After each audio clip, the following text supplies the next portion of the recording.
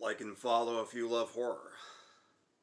The steps led to a partially unfinished attic, lit only by a small port window. Dozens of framed paintings were stacked about. A wooden figure stood just inside the light of the small window. It was almost featureless, making it difficult for Ronnie to tell what direction it was facing. It was well articulated at the joints by brass fittings. Even the fingers were articulated at every joint. Something odd glistened in the light of the window. Fragmented bands of amber streaked about the wooden figure's frame. Glancing at the feet of the wooden figure, Ronnie got the impression that it was facing away from him, towards a grand painting propped up in the light. It seemed to be a biblical depiction of a gathering of some kind, the sort of thing you'd see in a historical chapel from the Renaissance. Ronnie motioned for Wolf to follow him up, and the two fully ascended to the top. Carefully, the agent cocked his gun. The moment he placed a foot forward onto the floorboards, the wooden figure spun around on its torso, swiveling completely before its hips and legs followed. A symbol on its face glowed in a dull blue light for a second. Ronnie took aim, and Wolf began muttering something in Hebrew under his breath as he took a combative stance. But before the two could act, the figure leapt straight through the small window as perfectly as threading a needle.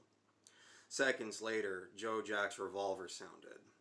Ronnie inspected the window with a quick glance, realizing there was no way he could fit through it. Wolf was already charging back down the steps. To keep up, Ronnie used some of his footwork to slide down the narrow space and right out the secret door. By the time the two arrived in the first set of stairs, they heard the telltale bang of a standard issue sidearm. Ronnie hoped it was Diana's, but then he heard Diana calling out. "Man down!" she yelled. This was punctuated by a few more rounds from Joe Jack's revolver. When Ronnie and Wolf converged on the other three, Joe Jack was reloading and Diana was doing her best to provide triage to the fallen agent. Agent Giuliani was on the ground, convulsing. His mouth poured blood and his body was awkwardly twisted. "It just barreled into him.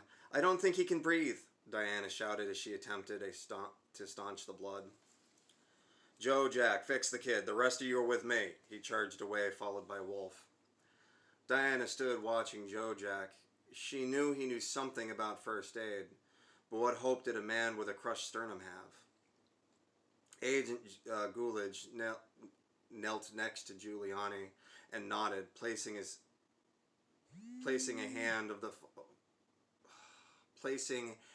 hand on the fallen agent's chest while reaching into his pocket with the other hand. "Shh, Joe, it's all right. I know you're scared and all, but Joe Jack ain't never left a man behind." He pulled something out of his pocket and gently pressed it between the injured man's lips. His convulsing eased immediately. "Granny!" Joe Jack shouted.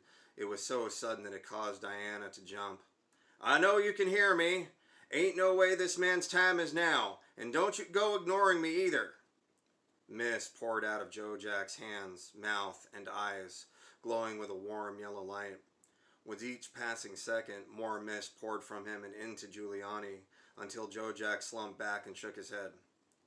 "There's just too much hurt. He's gone." Joe Jack stood and glanced up at Ronnie and Wolf as they made their way back. He shook his head. "I couldn't do nothing, Ronnie. Even called on me, Ma, but she ain't likely to answer unless I have something to trade. Ronnie, can I take care of the arrow in your arm now?" Ronnie glanced down and noticed for the first time since it had happened the bolt sticking out of his shoulder. Blood was streaming down his arm and dripping from his hand. He had been so focused on chasing the wooden figure that he'd forgotten all about his own injury. As the adrenaline receded, the pain came flooding back. Ronnie nodded and reached for his phone to call Miranda and report the loss of Giuliani. He might be the senior agent on scene, but would be up to her to report an interdepartmental casualty.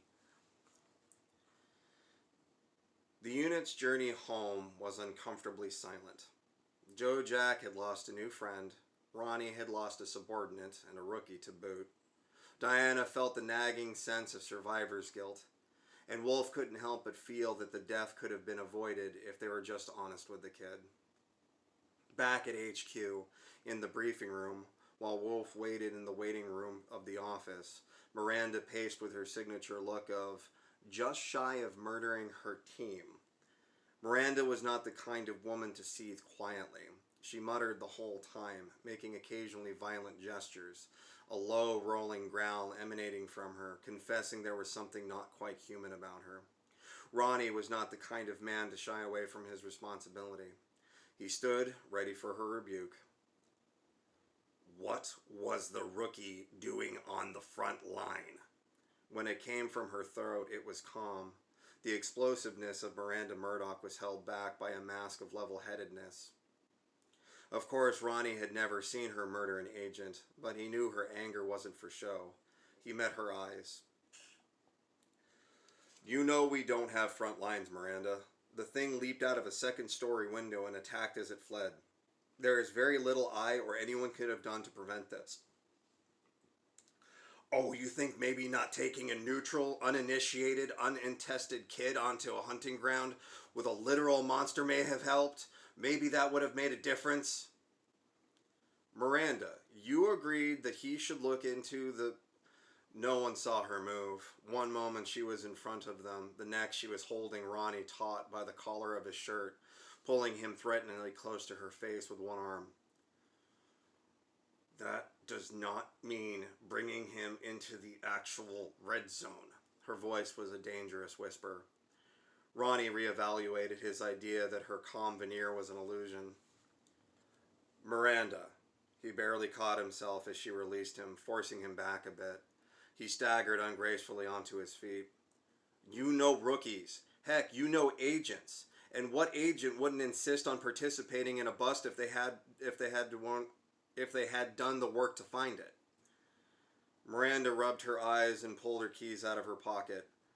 I have to go make a report to explain why a perfectly healthy, capable agent was nearly crushed. Do you know? She leveled her eyes at the entire team. Why we don't do interdepartmental work? Because of the sensitive nature of our perpetrators, Diana said softly, disturbed by Miranda's act of aggression towards Ronnie and not realizing the question had been rhetorical. Which means I can't make a real report to the other team. I have to lie to FBI agents. I have to tell my superior the truth. He will have to tell his, and so on and so forth, and eventually someone who wants to shut us down will get the word. And with ammunition, they will ask why we included anyone outside of the department. We don't do task force for a reason, Ronnie. I trusted your judgment on this one. That was a mistake. She stalked through the door and out of the office. Ronnie looked deflated, like Miranda's words had popped whatever reserve of will he'd had. Diana touched his shoulders, unsure of what to say at the moment. Jira sat in silence at his computer, with his mechanical wings twitching slightly, the only sign of agitation. Finally, Joe Jack spoke up.